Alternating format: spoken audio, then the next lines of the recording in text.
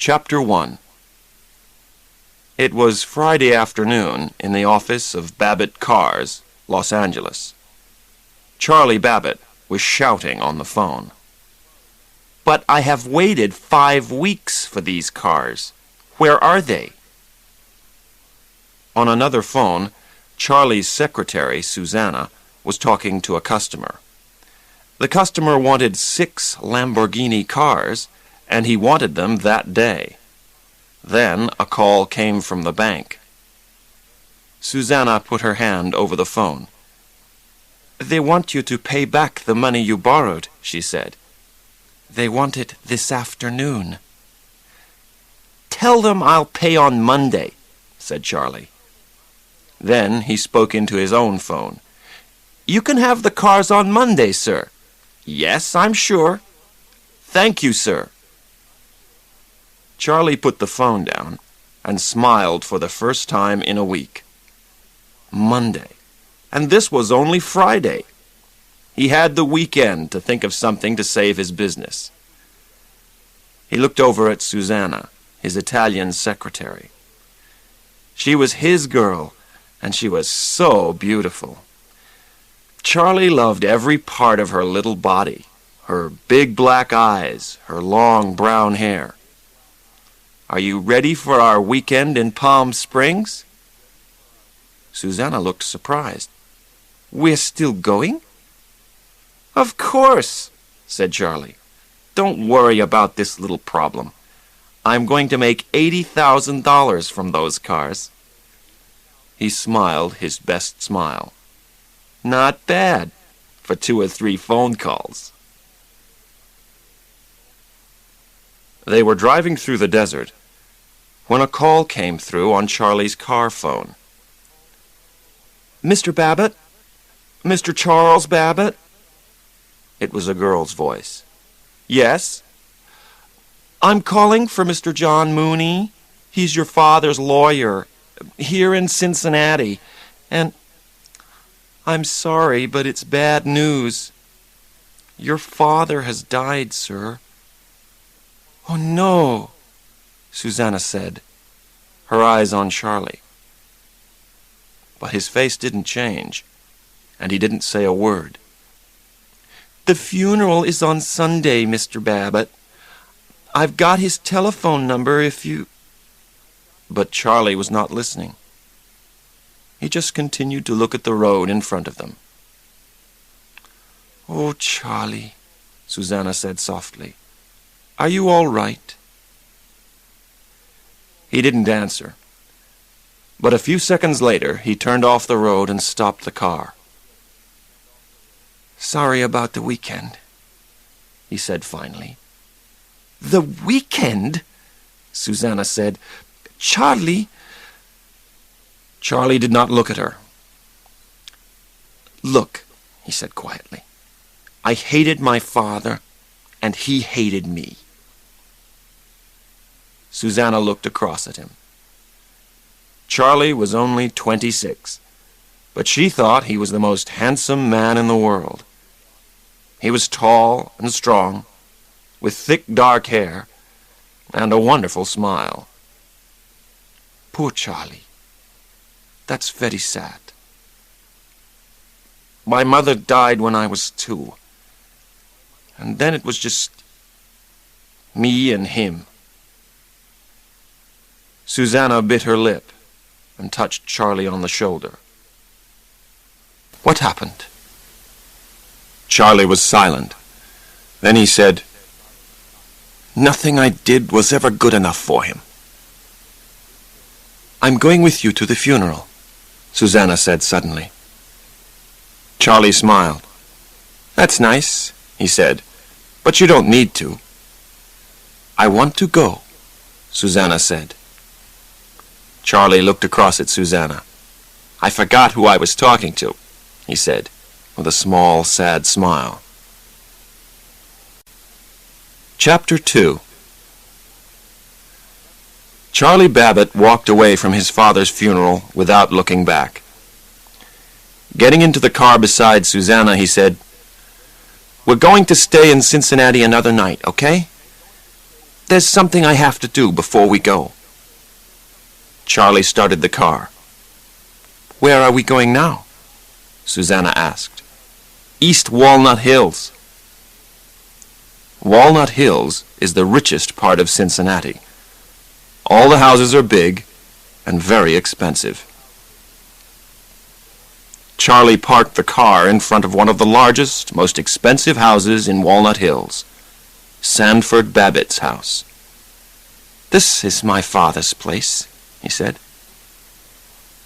Susanna got out of the car. "Is this where you lived when you were a boy?" she asked, her eyes wide, full of questions. "Yeah, but I left when I was 16, Charlie said. He picked up the suitcases and carried them towards the house. "I had no idea you came from all this," Susanna said. This was a Charlie Babbitt that she didn't know. But Charlie wasn't listening. He put the suitcases down and walked towards a car that was in front of the garage. It was a 1949 Buick Roadmaster. It was light blue, and everything about it was perfect. "I've always known this car," Charlie said in a quiet voice, "but I only drove it once." Near the garage was a flower garden with some wonderful roses. "Someone must water those roses," said Susanna, who loved flowers. "They're all dying." "I hate those roses," Charlie said suddenly. Susanna looked at him in surprise, but Charlie was already opening the front door. Later that afternoon, Charlie and Susanna were looking round Charlie's old bedroom. "You know that car in front of the garage?" Charlie asked suddenly. "It's beautiful." "My father loved that car. The car and the roses. The Buick was his car, and I could never drive it. But one day I borrowed it to drive my friends round town." "What happened?" "My father telephoned the police. He knew I had the car, but he telephoned the police and said, 'Someone has stolen my car.' The police stopped us and took us to the police station." Charlie's face was angry now. "My friend's parents came for them after an hour.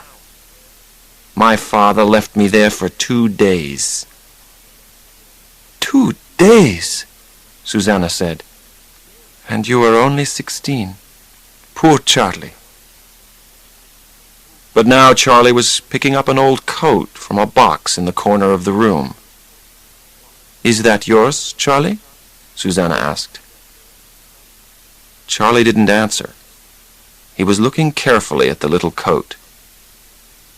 "It's like a map," he said in a strange voice. "A map of my past." "What are you talking about?" "What?" Charlie looked over at Susanna and then back at the coat. "Oh, I was just thinking. Susanna, when you were a child, did you have secret friends?" "Yes, I think everyone does." "What was the name of my secret friend?" Charlie asked himself. He tried to remember. "Rain Man. That's it. The Rain Man. When I was frightened, I held this coat and listened to the Rain Man sing." He smiled. "That was a long time ago." Susanna laughed and touched Charlie's arm. "What happened to your friend?" "I don't know," Charlie said. "I just grew up, I think." He turned the coat around in his hands for a few seconds longer. Then he threw it back into the box. "Let's go and eat." Charlie Babbitt and his father's lawyer, John Mooney, met in the dining room that evening. Mr. Mooney put on his glasses and took some papers from his case. "Before I read the will," he said, "your father has asked me to read you a letter that he wrote to you. Is that all right?" Charlie did not want to listen to his father's letter, but he did want his father's money. "Of course," he said. Mooney opened an envelope and took out 2 pieces of expensive paper. "To my son, Charles Babbitt. Dear Charles," the lawyer began, "today is my 70th birthday. I am an old man, but I well remember the day that we brought you home from the hospital. You were the perfect child." "He wrote it," Charlie said, with a very small smile. "I hear his voice." "And I remember, too," Mooney continued reading, "the day you left home. You were so angry, and you had all these big ideas." The lawyer stopped reading. He looked up at Charlie, but there was no change in the young man's expression. Mooney did not look up from the letter again. "You did not write, or telephone, or come back into my life in any way. For all these years I have not had a son. But I want for you now what I always wanted for you. I want you to have the best life possible." John Mooney stopped reading and put the letter back into its envelope. The old lawyer seemed sad. Charlie did not say anything. He just sat there waiting for Mooney to read the will. Now Mooney picked up the will. Without looking at Charlie, he began to read. "To Charles Sanford Babbitt, I give my 1949 Buick. I also give him my roses." Charlie moved anxiously in his chair. He did not like what he was hearing. "I am leaving my home and all my money to someone who is very important to me. Because this person cannot use the money, a friend will look after the money for him." Mooney stopped reading and looked up. "I don't understand," Charlie said. "Your father's money, around $3 million, will go to someone who cannot use it," Mooney explained. "Another person will look after the money." So Charlie Babbitt was not getting his father's house or his father's money. "What's the name of the person who is going to get the money?" he asked. John Mooney put the will back into his bag. "The will says that I cannot tell you." Charlie was beginning to get angry. "Who is this person who's going to look after the money? You?" "No, it isn't me," Mooney said. The old lawyer stood up and picked up his hat. "Who is it then?" "I'm sorry, Charles," Mooney said.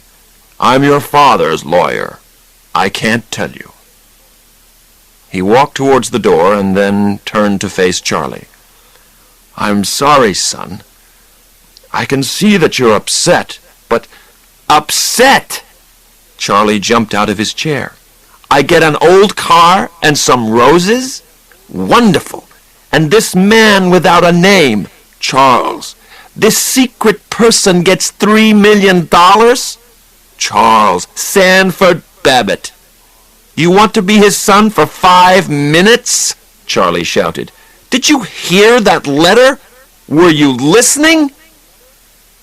Charlie was so angry he could not continue speaking. "Yes, sir, I was," John Mooney replied, looking at Charlie straight in the eye. "Were you?" Chapter 3. Charlie wanted that $3 million. It was his money. But first, he had to know who was looking after it. Next morning, he went to his father's bank and talked to a woman there. He smiled his beautiful smile and lied to her. 5 minutes later, he had the name and address that he needed in his pocket. Dr. Walter Bruner of Walbrook Home, Ohio. With Susanna next to him, Charlie drove the Buick out of Cincinnati. It was a hot July day, and they had the roof of the car open. On both sides of the road were the Ohio hills. "This is beautiful," Susanna said. "Where are we going?" "We're going to see a Dr. Bruner," Charlie answered. He did not say another word.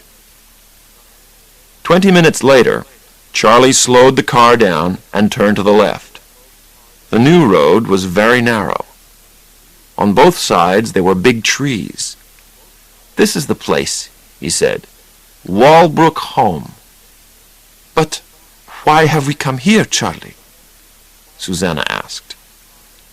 "It's something about my father's will," Charlie said. "It won't take long." On the way up to the house, they saw a strange man. There was paint all over his face, and he was smiling like a child. They got out of the car and walked up to the front door. A nurse came out to meet them. "I'd like to see Dr. Bruner, please." The nurse took them into a comfortable waiting room. "Could you wait here, please?" The nurse left the room. Charlie jumped up and went through a door into another room. "Charlie," Susanna called, "where are you going?" She followed him into the other room, where a group of people were watching television. Others sat at tables, playing with children's games. 2 nurses in white coats sat at the back of the room. Nobody spoke. "I don't like being here, Charlie," Susanna said. "It isn't right. Let's go back to the waiting room." Dr. Bruner was a big man. He was about 56, with gray hair and a calm face. "Could you please tell me the name of the person who will get my father's money?" Charlie asked politely.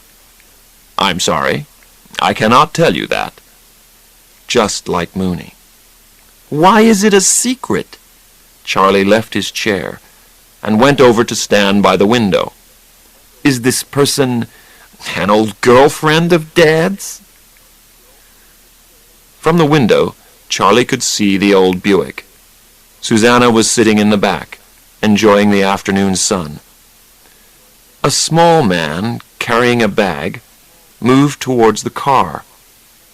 He walked in a strange way, moving from side to side.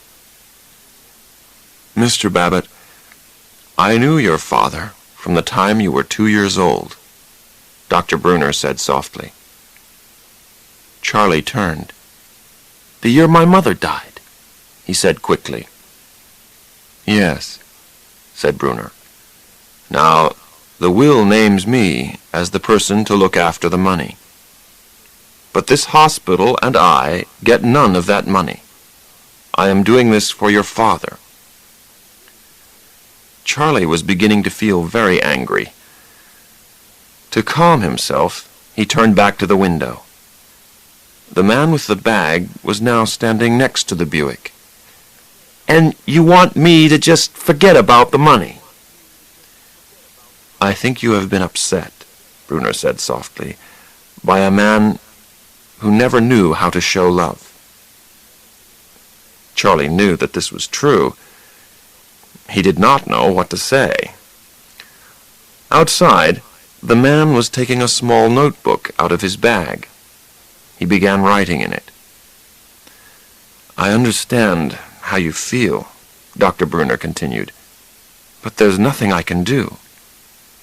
"I'll fight for my money, Dr. Bruner," Charlie said. Dr. Bruner got up from his chair. "I'm sure you are a fighter, Mr. Babbitt," he said. "Your father was a fighter. But I am a fighter too." Dr. Bruner walked with Charlie out through the front door. The day was getting hotter, but it was still beautiful weather.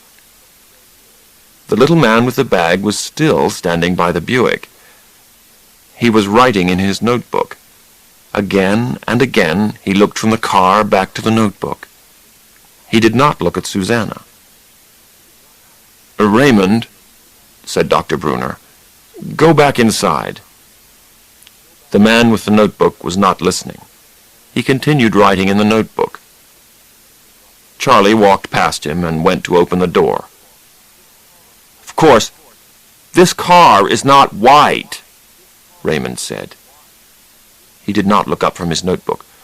"This is a blue car now." Charlie looked at Raymond in surprise. He was a small man of about 40. He looked clean and tidy, with short hair and very ordinary clothes. What was a little strange was that there was no expression on his face. There was no light in his small black eyes, and no movement in his mouth. It was a face that was neither happy nor sad. Smiling, Charlie turned to Susanna. "You know," he said slowly, "this car was white. My dad painted it blue when I was very little. And, Raymond continued quickly to himself, it cost an arm and a leg." The smile left Charlie's face. "That's what my father often said. An arm and a leg. How does this man know that?" he asked. Charlie looked at the man called Raymond. Raymond looked up for a second. Then he looked at his notebook again. "You come with me, Raymond," Dr. Brunner said. "These people have to go." But Charlie was moving closer to Raymond. "Do you know this car?" he asked. A frightened expression came across Raymond's face. He looked at Dr. Brunner for help. "I don't know," he muttered. "Yes, you do know this car," Charlie said angrily. "Why do you know?" "That's enough, Mr. Babbitt," Dr. Brunner said. "You're upsetting him. You're—" "Charlie, please," Susanna said.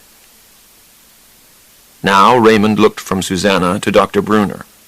He began writing in his notebook and muttering to himself, "Babbitt, Charlie, Charlie Babbitt, Charlie Babbitt, 1961, Beechcrest Avenue." Charlie was astonished. "How do you know that address?" he asked. Dr. Brunner spoke quietly. "Because he's your brother," he said. "But I don't have a brother," the astonished Charlie said. "I never had a brother." Chapter 4. Charlie and Dr. Brunner walked through the flower garden and talked together. Susanna sat with Raymond, who was still writing in his notebook. "What can I tell you?" the doctor asked. Where to begin? "What does he write in that notebook?" "He writes down things that he thinks are dangerous. Things like bad weather reports." "Why does he do that?" "I think he writes dangerous things down to try and hide them. Raymond sees danger everywhere. Any change frightens him. That is why he always does things in the same way every day." "What do you mean?" "Raymond always eats the same way, sleeps the same way, talks the same way. Everything. But he's a person, your brother. In some ways, a very intelligent person." Dr. Brunner looked at Charlie for a second or two. Then he continued. "Raymond cannot have relationships with other people, and he cannot see the relationship between things. He talks to you, but he also talks to the car and the television. Everything is the same to him. Doctors call this sort of person autistic." Charlie thought about this. It was difficult to understand. "And the most important thing is that Raymond can't feel," He cannot be happy or sad in the way that we are happy or sad. Dr. Brunner stopped speaking and looked at Charlie. Charlie was biting his lip and looking over at his brother. "What Raymond did with you today, that was very good," Dr. Brunner said softly. "Very good for a stranger." Charlie shook his head and laughed. "The world is strange," he said. $3 million. What's he going to spend it on?" It was late afternoon. Charlie was walking with Raymond. Susanna waited in the car. She thought that Charlie was saying goodbye to his new brother. Charlie walked quickly towards the Buick. Raymond walked next to him. "This is Daddy's car," Raymond said. "It was white, but now this is a blue car." Charlie got into the Buick. "Get in, Raymond," he said. Raymond got into the car. "Charlie, wait a minute," Susanna said. "Where are we taking him?" "For a holiday," Charlie said. He started the car, and they drove away. Raymond looked back over his shoulder at the house that they were leaving. There was no expression on his face, but it was very clear that he was anxious. "Don't worry, Raymond," Susanna told him. "You're coming back." Charlie said nothing. Chapter 5. They drove back to Cincinnati. Raymond sat in the back of the Buick and watched the road go by. He said nothing to Charlie or Susanna, but muttered strange things to himself. They went to a hotel and took 2 rooms. Charlie showed Raymond his room. "This is your room, Ray," he said. That was a big mistake. Raymond looked around the room. "This is not my room," he said. There was a frightened expression on his face. "This is not my room." "Just for tonight," Charlie said.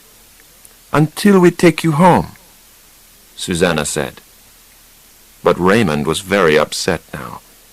He was shaking his head from side to side and muttering to himself, "Of course, I'm going to be here a long time, a very long time. Of course, they moved my bed." "Sorry, Raymond," Charlie said. "You like the bed under the window."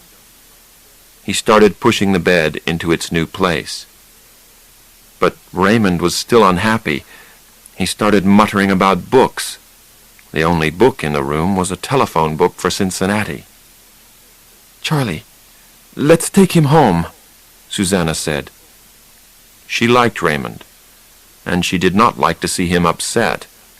"He's okay," Charlie said. "Do you like pizza, Ray?" "Do you like pizza, Charlie Babbitt?" Raymond knew the word pizza because pizza was a Walbrook word. This calmed him a little. "I'll ask the hotel to send a pizza up to your room," Charlie said. "We like pizza, don't we, Ray? We're brothers." "Charlie, he still doesn't look happy," Susanna said. "I don't understand why you brought him here. I think he wants to go back to Walbrook." "Ray's fine," Charlie said. "All he needs is some TV and some pizza." "What's on TV, Ray?" Raymond looked at his watch. "The Lucky Money Wheel," he told the watch. "Great! Sit down and you can watch it." Charlie turned on the television. The Lucky Money Wheel came on. "You've got your TV?" Charlie said. "You've got a pizza coming? Aren't things good, Ray?" Charlie looked at Raymond, and Raymond looked at Charlie, but there was no expression on his face. "Do you ever smile, Ray?" Charlie asked. "Do you ever smile?" Raymond repeated. There was still no expression on his face. Raymond sat on his bed and watched television. Charlie came in with a pizza. Ray looked at the pizza and shook his head. "What's the problem, Ray?" Charlie asked. Raymond wanted to eat the pizza the way that he ate it at Walbrook. Charlie cut the pizza into tiny squares for him and put each square on a toothpick. Charlie and Susanna went off to their room. Raymond watched a film. A man in the film told his son to turn the television off. Raymond got up and turned his television off. Raymond continued to look at the television, but now there was nothing to watch. He heard the sound of another television in Charlie and Susanna's room. Raymond got up and went into their room. Charlie and Susanna were in bed. They did not see Raymond come into the room. Raymond sat on the end of the bed and watched the television. Susanna saw him first. "Charlie," she said in a quiet voice, "Raymond is sitting at the end of the bed." Charlie sat up and saw that Raymond was watching TV and eating pizza. "Raymond, what are you doing in here?" he shouted. "Get out!" Raymond got up and went back to his room. Susanna looked at Charlie with an angry expression on her face. "Go and talk to him," she said. "What for?" Charlie asked. "Because he's frightened," Susanna said. "He's never been away from Walbrook before. You've upset him." Charlie got angry. "Raymond is not going back to Walbrook," he said. "He has to learn how to live in the real world." Susanna was astonished. "What do you mean, he's not going back to Walbrook?" Charlie looked away from her and bit his lip. "I took Raymond," he said quietly, "and I'm keeping him until I get my money." Susanna's eyes widened. "What money?" she asked. "Dad left Ray some money. A lot of money." Money. Now Susanna was beginning to understand. "How much money did your father leave Raymond?" she asked angrily. Charlie looked away again. "He left him his house and all his money," he said. $3 million. Susanna muttered some angry words in Italian and jumped out of bed. Then she picked up her suitcase from the floor and threw it open. "What are you doing?" Charlie asked. "I'm leaving you, Charlie." She was coldly angry. Now Charlie was astonished. "Why?" he asked. Susanna pushed her things into the suitcase and pulled on her coat. "Because you've kidnapped your brother for money," she shouted. "I have not kidnapped him. I just want my money. What's wrong with that?" "Everything," Susanna shouted. She looked at Charlie for a second and shook her head. Then she picked up her suitcase and moved towards the door. When she got to the door, she turned and looked at Charlie again. "I did love you, Charlie," she said sadly. "But you are not the man that I thought you were."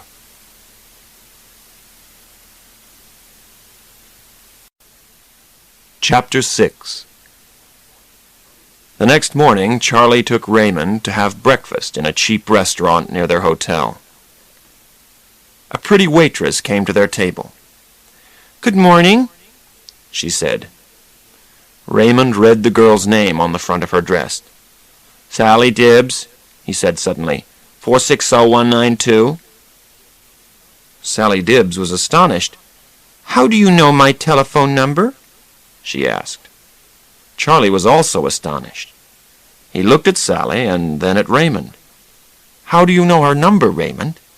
he asked. "A telephone book," Raymond muttered. "In the hotel. A telephone book." "You read the telephone book?" Charlie said. He turned to the waitress and laughed. He remembers things," he said. Then he asked Raymond what he wanted for breakfast. "This is Tuesday," Raymond said. "Breakfast is coffee and cakes." "That's fine," Charlie said to the waitress. "We'll have coffee and cakes." The waitress went to get the food.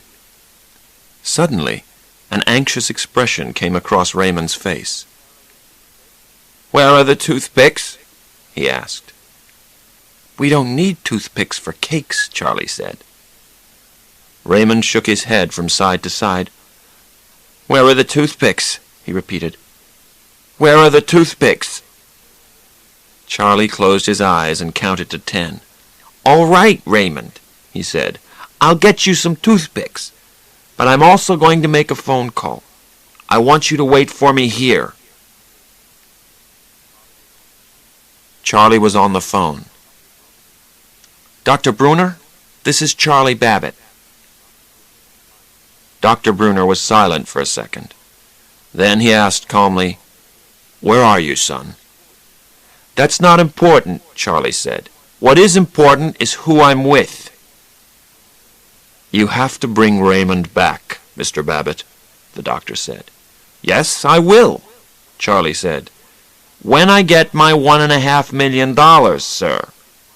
All I want is my half of the money." "I can't do that, Mr. Babbitt. You know I can't." Charlie turned to watch Raymond. He wasn't at their table. Then he saw him. Raymond was looking all round the restaurant. He still did not have his toothpicks. "Bring him back, Mr. Babbitt," Dr. Bruner repeated. "Bring him back now." "I have not kidnapped him," Charlie said. This was something which worried him. Was Susanna right? Was Charlie the businessman now Charlie the criminal? "I know you haven't kidnapped him," Dr. Bruner said. "Raymond is not a prisoner at Walbrook. He's always free to leave us." Charlie breathed more easily. "But we know how to look after Raymond here," Dr. Bruner continued. "We know what he needs. You do not know anything about Raymond, Mr. Babbitt." Raymond was still looking round the restaurant for toothpicks. Charlie watched him anxiously. "I'm Raymond's brother," Charlie said into the phone, "and my lawyer says I can get custody of him. If you want Raymond back, give me my money." "It's not your money, Mr. Babbitt," the doctor was saying. Charlie was not listening. He was waving to the waitress. "Toothpicks!" he shouted, and he pointed at Raymond. "He wants toothpicks!"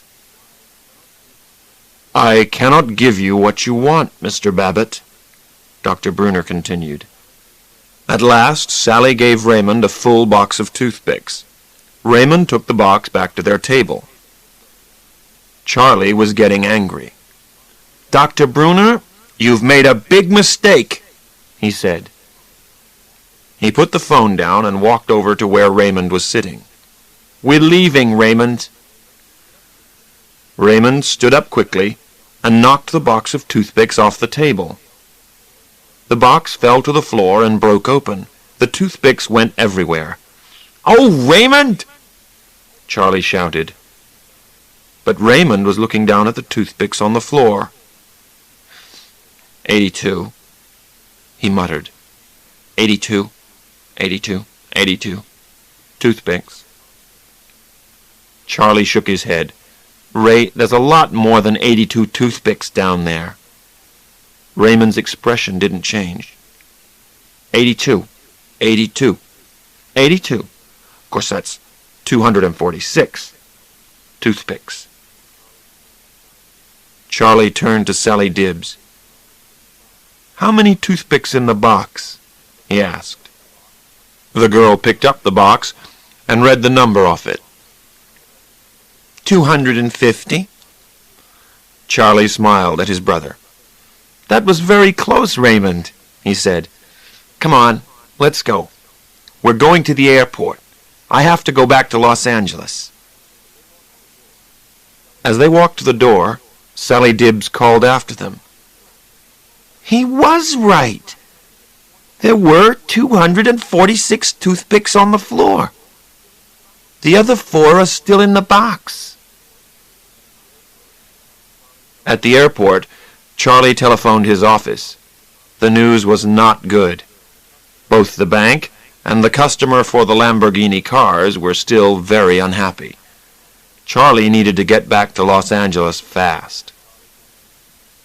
Charlie picked up his bag. "Okay, Raymond," he said. "We've got to move quickly. Our plane leaves in 6 minutes. Look, there it is out there." Charlie pointed out through the window at the plane. Raymond suddenly looked very anxious. "Crash," he muttered. "That plane crashed in August 16th, 1987. 156 people were... They were all..." "That was a different plane, Ray," Charlie said. "This is a beautiful plane. This one is safe." "Crash," Raymond muttered. "Crash and burn." Charlie did not know what to do. They had only 4 minutes to catch the plane. "We have to fly home, Ray," he said. "It's important. What did you think we were doing here? This is an airport. This is where they keep the planes. Come on." Charlie put his hand on Raymond's arm. Raymond put his hand to his mouth and bit it. Then he screamed and began to shake all over. For a second, Charlie just looked at his brother with an astonished expression. Then he saw that he had to calm Raymond down. "It's okay, Raymond," he said quickly. "It's okay. We'll drive to Los Angeles. It will take 3 days, but we'll drive. No planes." Raymond stopped screaming. His body stopped shaking, and slowly the anxious expression left his face. "I'm sorry, Raymond," Charlie said softly. "I'm sorry I upset you." Charlie turned and began walking out of the airport. A second later, Raymond followed him. Chapter 7. Charlie drove all through the night. He felt tired and anxious. He needed to get back to Los Angeles fast to try and save his business. He was losing time that he did not have. The next evening they stopped at a hotel. Their room had a small bathroom. Charlie went in to have a bath. Raymond was cleaning his teeth, and his mouth was full of toothpaste. "Don't use so much toothpaste, Ray," Charlie said. But Raymond continued cleaning his teeth. Toothpaste came out of his mouth and dropped onto his shirt. "Will you stop that, Ray?" Charlie said. Raymond did not stop. "You like it, Charlie Babbitt," he muttered. Charlie shook his head. "No, I do not like it," he shouted. "You say, 'Funny, Rain Man, funny teeth.'" Suddenly Charlie stopped shouting. Funny Rain Man. Rain Man! That was the name of his secret friend when he was a child. "What did you say?" he asked. "You can't say Raymond," his brother said. "You're a baby. You say Rain Man. Funny Rain Man." Charlie sat down on the side of the bath. He didn't know what to think. He was finding it difficult to breathe. "You? You're the Rain Man?" Charlie said finally. Raymond put his hand in his pocket and pulled out an envelope. He opened the envelope and carefully took out a small photograph. Charlie took the photograph and looked at it. A young man of about 18 was looking at the camera, but not smiling. He was holding a baby in his arms.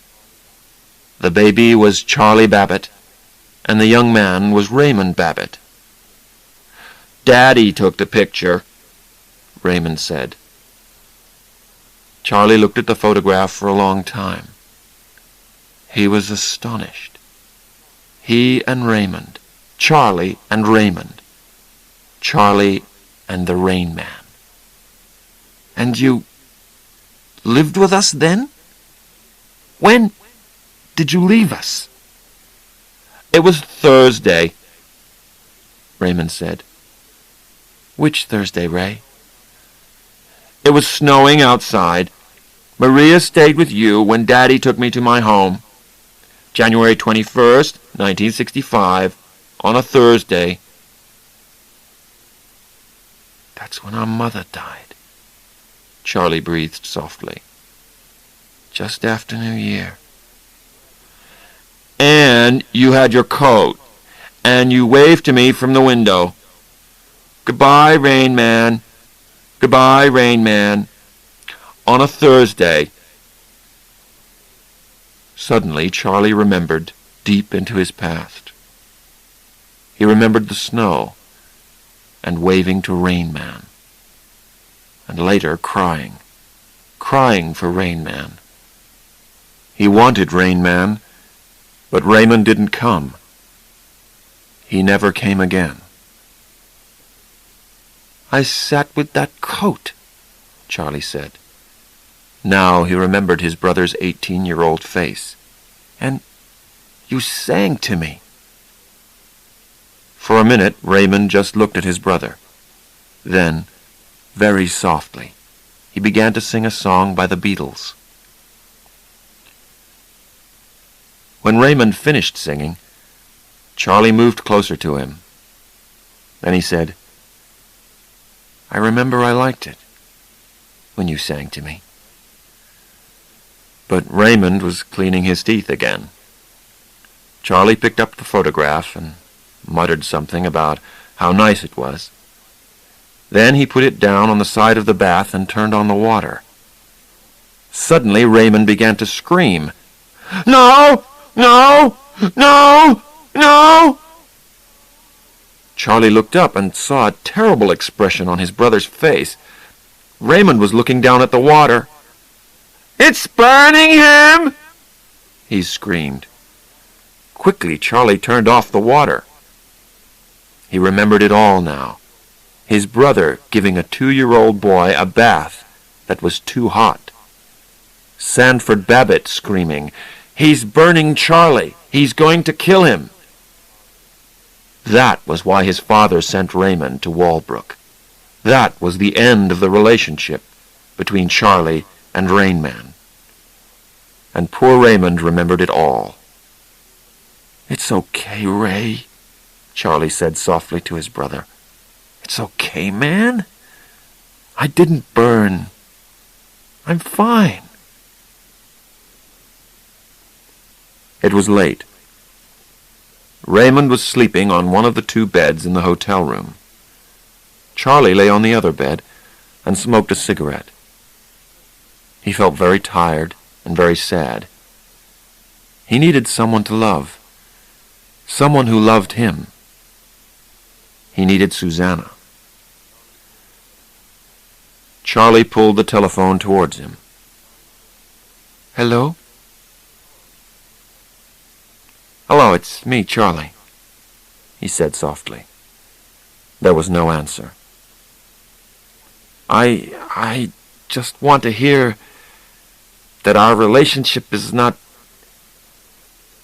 Charlie waited for Susanna to say something. When she still did not speak, he said, I'm frightened that it's finished between us. Finally, Susanna spoke. Don't ask me today, Charlie. You won't like my answer. Give me some time. I'm going to get custody of Ray. I've talked to my lawyer, and he says that it is possible. Firstly, I have to take Ray to see a special doctor in Los Angeles. Charlie, they won't give you custody of Ray, Susanna said. Dr. Brunner has looked after him for more than 20 years. You've known him for 4 days. She didn't understand. Nobody understood his relationship with Raymond.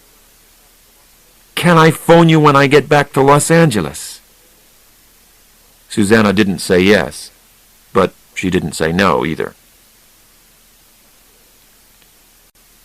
Chapter 8. The next morning, Charlie heard more bad news from the office. They were taking the Lamborghinis away, and Charlie had very little money left. He was paying for everything with his American Express card. Charlie and Ray sat together in the hotel restaurant. At the next table there was a group of 20 businessmen. They were finishing their meal and asked the waitress for the bill. Raymond looked over at the table. It was full of plates and cups and different bits of food. "Of course, that bill is $93.40, Raymond said. Charlie laughed. "How can you know that, Ray?" $93.40, Raymond repeated. The waitress returned with the bill. Charlie read over her shoulder. The bill was for $93.40. "How do you do it, Ray?" Charlie asked. "You can remember every number in a phone book. You can count 200 toothpicks in under a second. You're like a computer." "Today is Thursday," Raymond said.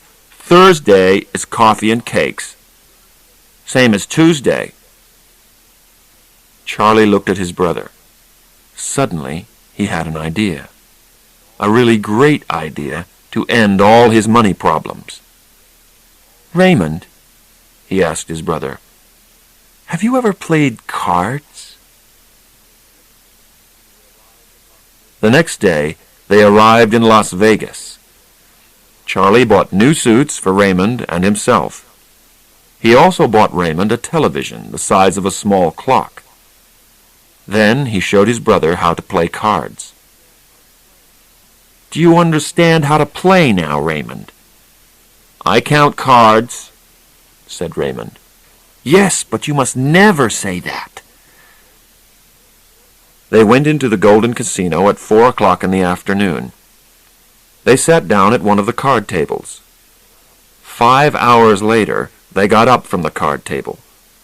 Charlie was very, very tired, but very happy. He smiled at his brother. "Raymond, you have won us $90,000. Raymond did not look up from the television he now carried everywhere in his hand. $89,756, he said. And that was only in one visit. "You're going to make us rich, Ray," Charlie said. Raymond looked from his television to his watch. 8 minutes to bedtime, he said. 8 minutes. Charlie smiled. Raymond was still Raymond. "Ray, we're going to stay in the best room in the hotel here," he said. "Tomorrow we're going to come down and enjoy ourselves. Perhaps we'll find you a girl." Raymond was watching his television again. "A girl," he repeated. "Yes, why not?" But first, Charlie needed a hot bath and a good night's sleep. And he needed to talk to Susanna again. There was a knock on the door. Charlie opened it. "Susanna!" Charlie put his arms round the girl that he loved and kissed her. "Ray, Susanna's here." "How did you know we were here?" Charlie asked her. Susanna spoke softly. "They told me at the office," she said. "I'm sorry they took the cars away." "Oh, don't worry about that," Charlie said happily. "We have some news to tell you. Ray, tell Susanna what we've done." "We played cards," Raymond said. "I counted cards and we won money." "What?" Susanna asked. "It's a long story," Charlie said, pulling Susanna towards the bedroom. "We'll talk about it later." Raymond knocked on the bedroom door. "Come in," Charlie called. Raymond opened the door and stood there with his little television in his hand. 6 minutes until I find a girl to dance with," Raymond said. "You said 10 o'clock. A girl?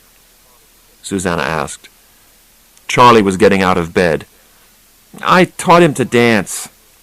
Now we're going to try to find him a girl to dance with. 5 minutes, Raymond said. They walked round the Golden Casino for an hour. It was very difficult to find a girl for Raymond to dance with. To other people, Raymond seemed strange. Charlie pointed to one of the tables. This is where we played cards, he said. Suddenly, he felt a hand on his shoulder. He turned around to see 2 big men in suits. Mr. Babbitt? Yes? The boss wants to see you, please, one of the men said. He did not smile, and Charlie guessed that there was a problem. Charlie turned to Susanna. Can you take Raymond back to our hotel room? Of course, Susanna said. Susanna and Raymond took the lift back to their room. Raymond was watching a film with Fred Astaire and Ginger Rogers on his little TV. In the lift, Susanna looked at Raymond and felt sad for him. Raymond, have you ever danced with a girl before? She asked. I've danced with Charlie Babbitt, Raymond said. One time, with Charlie Babbitt. He did not look up from his TV. The music from the dancing below came into the lift. I like this music, Susanna said softly.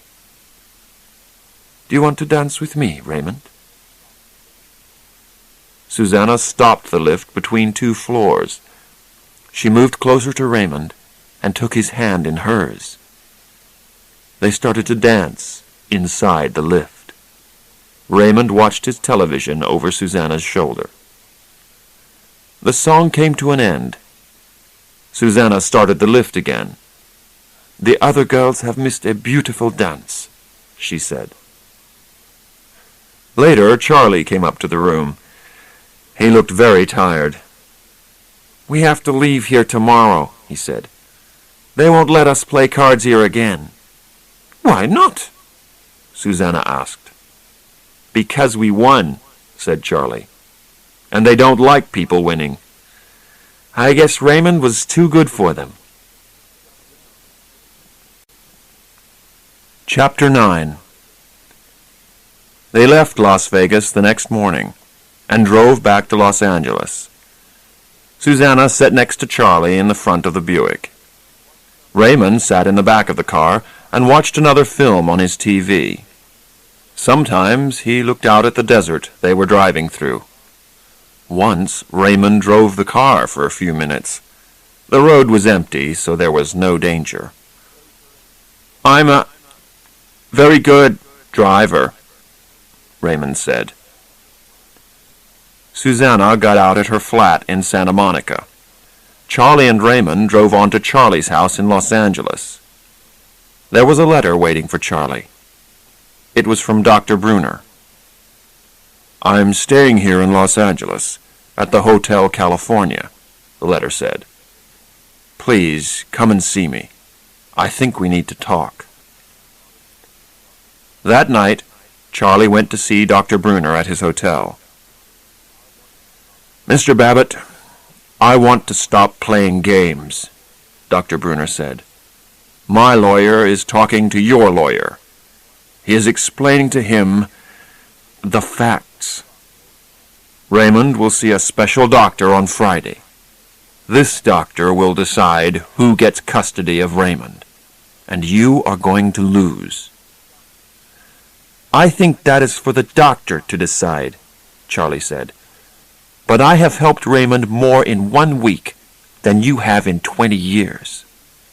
You think you have helped Raymond, Dr. Bruner said. But Raymond is still autistic.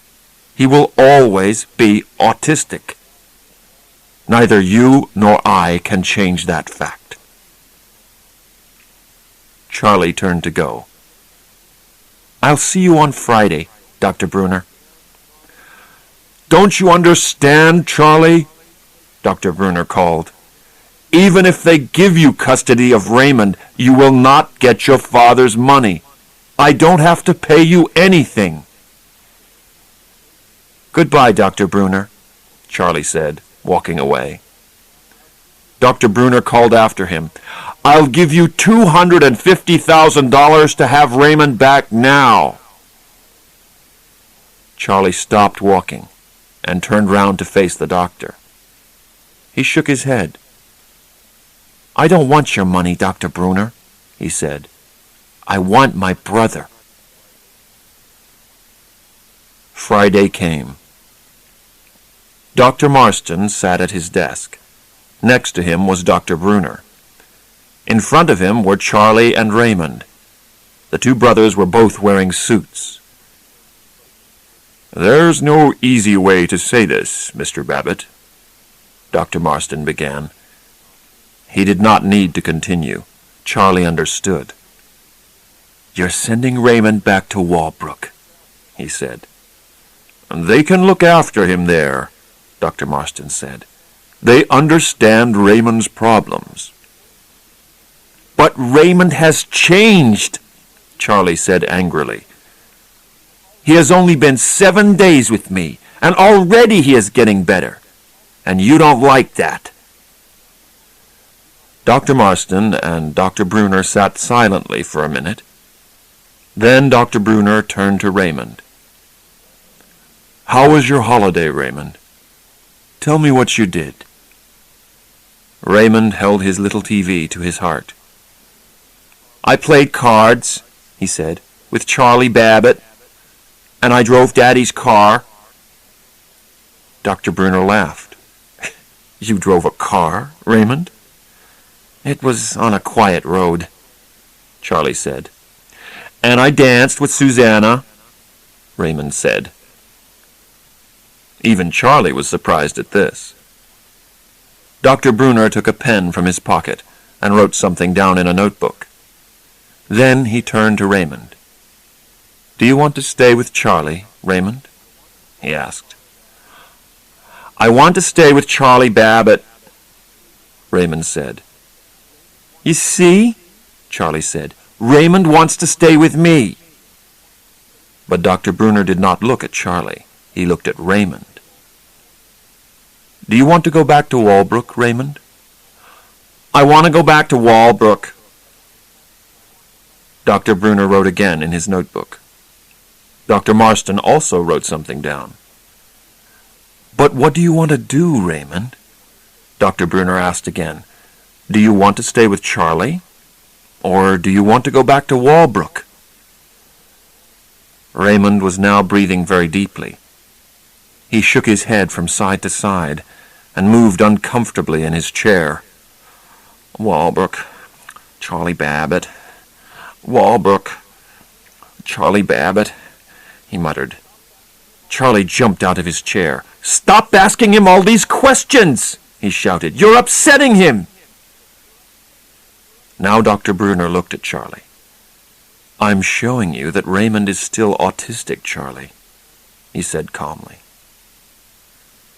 Charlie sat down and put his head in his hands. He saw that they would never give him custody of Raymond. Perhaps they were right. Perhaps they did know how to look after Raymond at Walbrook. But Charlie gave Raymond something they could not give him at Walbrook. Charlie gave Raymond love. And Raymond, in his way, gave Charlie love. All Charlie wanted was the best for Raymond. Charlie wasn't the loser.